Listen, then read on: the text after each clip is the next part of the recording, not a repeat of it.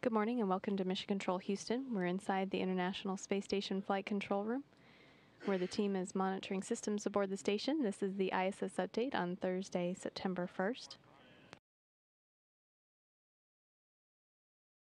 The team is following along with the activities of the Expedition 28 crew members. 6 crew members on board the station are working through the early afternoon of their day on board the complex, focusing on science experiments and maintenance work.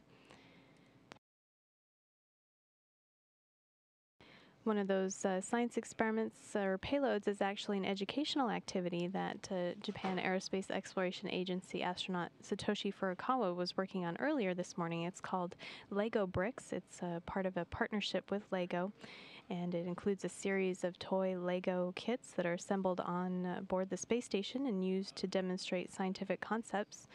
Some of the models include satellites, a space shuttle orbiter, and a scale model of the International Space Station. The work that Furukawa was doing this morning involved putting together an example of a living and working space on board the station so that he could talk to students about what it's like to live and work on board the space station. And that video is provided through NASA Education to young children between 4 and 8 years old. That is part of a 3-year agreement with LEGO that will use the inspiration of NASA's space exploration missions and the appeal of the popular Lego bricks to spur children's interest in science and technology and engineering and math fields. After that, Furukawa joined NASA astronaut Mike Fossum with his work with the Robonaut on board. There was a checkout scheduled this morning for Robonaut 2, or R2 as it's called. It was to check out some of the sensors in the Robonaut and also do the first motion of the robot. There were some commanding issues that were associated with that work, and so Robonaut was not actually moved this morning, but a lot of information was gathered, and being able to work through the systems and the operations of a Robonaut on board the station as part of a technology demonstration. The Robonaut is the first human-like robot in space and a permanent resident of the International Space Station. It was developed jointly by NASA and General Motors under a cooperative agreement to develop a robotic assistant that can work alongside humans, whether they are astronauts in space or workers at GM manufacturing plants on Earth.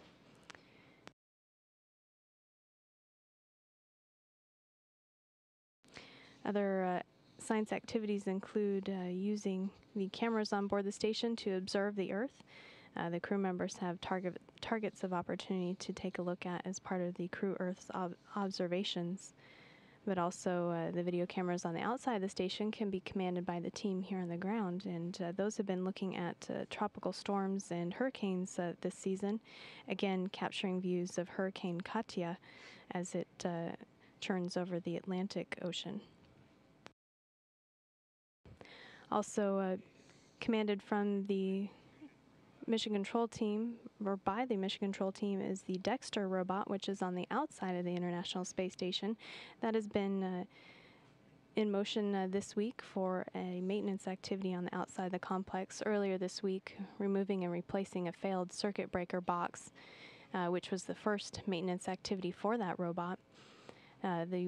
The work continuing on later today by the team will be to close or move the container that had the new spare circuit breaker box in it and now has the failed one in, and also the robotic refueling mission module. Those 2 components have been on Dexter, the robot, and will be moved to the Express Logistics Carrier number 4. That will be the permanent platform for that robotic refueling mission, which was delivered to the space station by a space shuttle earlier this year. That experiment is a joint effort between NASA and the Canadian Space Agency and is designed to demonstrate the technologies, tools, and techniques needed to robotically service satellites, especially those not built with servicing in mind.